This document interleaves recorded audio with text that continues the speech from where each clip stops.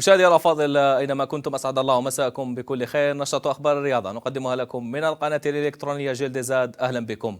البداية بأخبار المنتخب الوطني، حيث عقد اليوم الناخب الوطني جمال بالماضي ندوة صحفية بالمركز التقني بسيدي موسى، تحدث خلالها عن المواجهة الحاسمة التي ستجمع المنتخب الوطني بنظيره البوركينابي غدا الثلاثاء برسم تصفية المؤهلة لكأس العالم.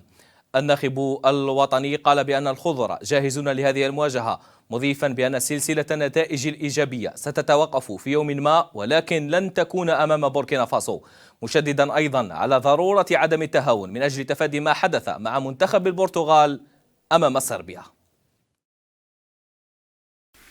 Oui, on a pu tous voir ce match du Portugal. À la différence de nous, c'est qu'eux, ils ont encore un match de barrage derrière. Malgré le faux pas, ils ont encore la possibilité de se qualifier en Coupe du Monde. Ce qui ne sera pas le cas si nous, la qadar Allah, nous perdons ce match. Donc, ouais, rien n'est laissé au hasard. Les exemples, ça manque pas. Chaque journée, chaque date FIFA, on a l'embarras du choix quant aux exemples. On sait que c'est un match, appelons-le comme il est, hein, décisif pour passer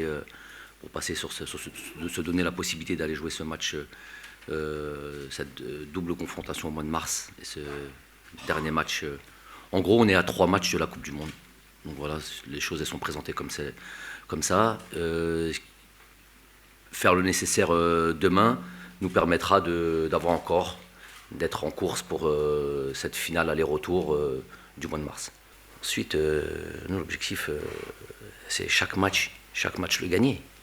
Chaque match préparer le mieux possible, rien laisser au hasard.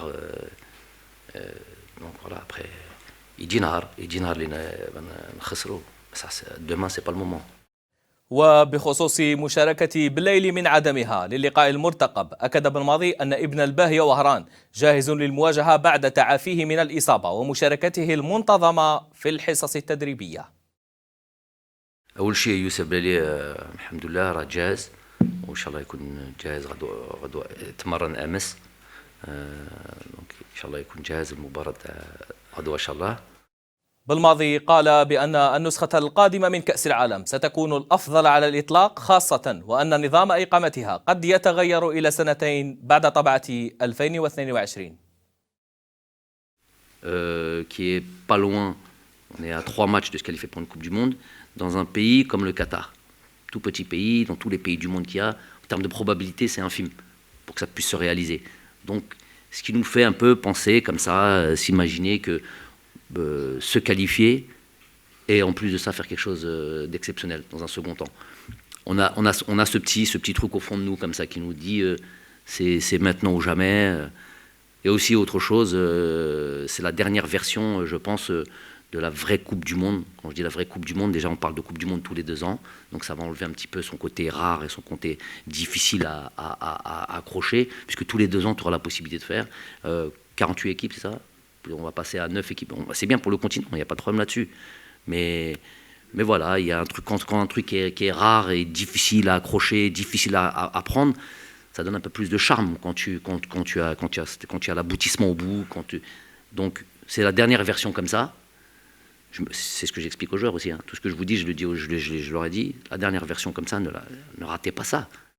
هذا وحل صبيحة اليوم بمطار هواري بومدينة الدولي منافس الخضر في المباراة الحاسمة منتخب بوركينا فاسو. وفد المنتخب البوركينابي ضم عددا كبيرا من الأشخاص الذين احتاجوا إلى حافلتين من أجل نقلهم إلى الفندق. لاعبو بوركينا ومدربهم كامومالو رفضوا التصريح لوسائل الإعلام الجزائرية.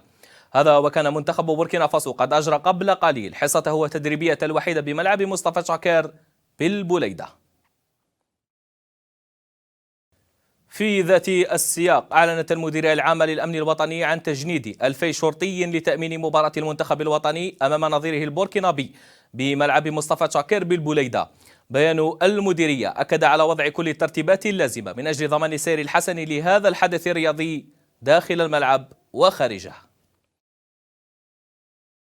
ختاما، وبعد الضجة التي أثيرت بخصوص شكوى الاتحاد الأردني لكرة القدم ضد منتخب إيران للسيدات بشأن شكوك حول جنس حارسة مرمى منتخب إيران، كشف الاتحاد الآسيوي لكرة القدم اليوم عن نتائج التحقيق التي باشرها والتي أثبتت أن جنس لاعبة إيران أنثى، منهية بذلك الجدل القائم بخصوص هذه القضية.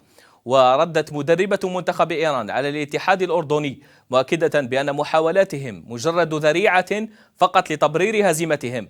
جدير بالذكر أن سيدات منتخب إيران تأهلن إلى كأس الأمم الآسيوية بعد تفوقهن على منتخب الأردن بركلات الترجيح. بهذا مشاهدي الأفاضل نكون قد وصلنا إلى ختام نشرة أخبار. السلام عليكم ورحمة الله وبركاته.